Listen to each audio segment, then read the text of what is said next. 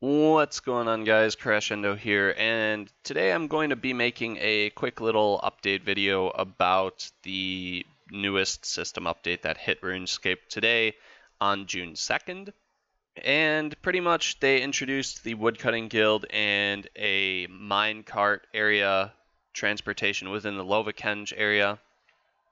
But I'm only going to be covering the Woodcutting Guild because I really can't do anything with the Lovakenge area since I'm 0% in that. But quickly starting with the Woodcutting Guild here, there are two ways that you can get here really easily. Now the first one is just using the Zarek's Talisman and teleporting to the Glade, and that will take you here.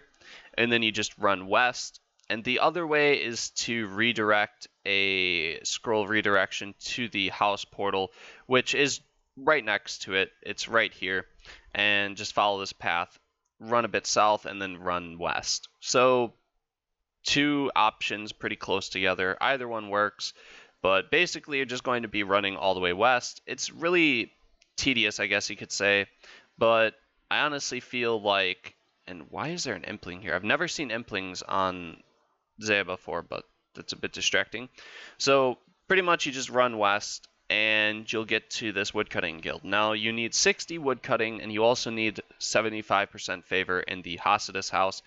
Both are fairly easy to obtain. The Hasidus favor will take you like a maximum of 1 hour, and the woodcutting, you can pretty much get that at your own pace.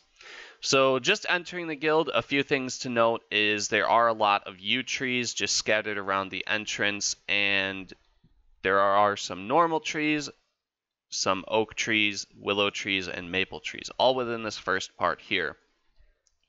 Now, heading a bit west into the entrance, we have a sawmill here, which really, in all honesty, is fairly useless. Now, the only reason you're going to be using the sawmill is, honestly, if you can't afford to pay your butler to make the planks for you, which is 10,000 gold every 8 inventory of planks.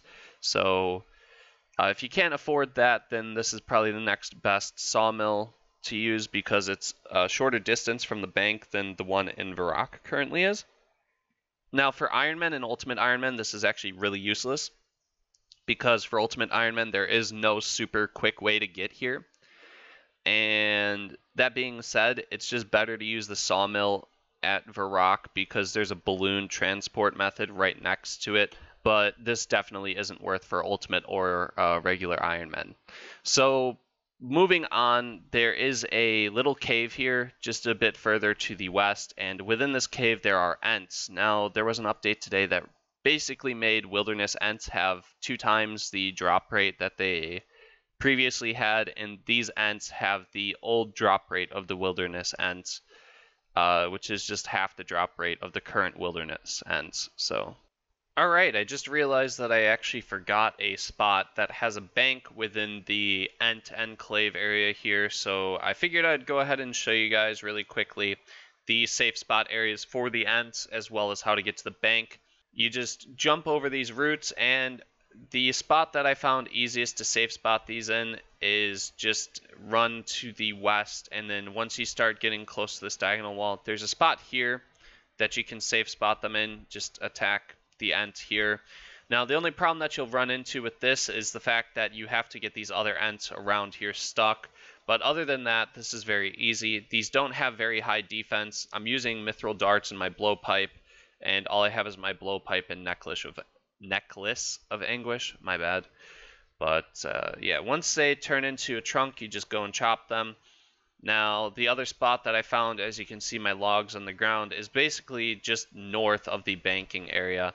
And you would just attack one of these and pretty much just kill it. So, same deal here.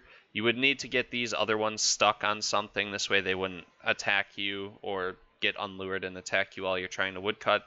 Alternatively, you can just flick melee while you're cutting the logs. I don't actually know if the Ents interrupt, so as you can see, this Ent's attacking me now. If this ever happens, the easiest way to safe spot a monster is to just get it lured on basically any object, to be honest. But this one right here seems to be the best. Now these do hit fairly hard, as you can see, but I'm in graceful, so I pretty much expected it. But these do hit fairly hard for their level, and now that that one's safe spotted there, I can freely come up here and chop this. Now heading all the way west, this is where the bank is. It's just a bit to the south of me, but there are a ton of yew trees just scattered literally all over the place. Nice little bank chest, and on top of that, there are 8 magic trees just literally sitting right here. So lots of magic trees. And the redwood trees are just these little rope ladders. You go up them, and there are 2 spots on each side of the tree. He's chopping them on that side there. There's 2 there, 2 here, 2 over there, and then 2 right there. So a total of 8 spots to chop from. I don't know how well those are going to be. Honestly, haven't tried them, and I can't because I'm not 90 woodcutting. But as far as these magic trees go, apparently when you're in the Woodcutting Guild, you have an invisible boost to woodcutting, which I'm not sure if they stuck with that idea because it doesn't say anything about it within the actual update itself. Like I said, it's not really useful for Ironman or Ultimate Ironman, so I really don't see the point of this update in particular, but honestly, someone might find it useful. I won't. So overall, I'll give it a 6 out of 10 just because, like I said, it's not exactly useful, but it is a nice update regardless. But as far as usefulness, 6 out of 10.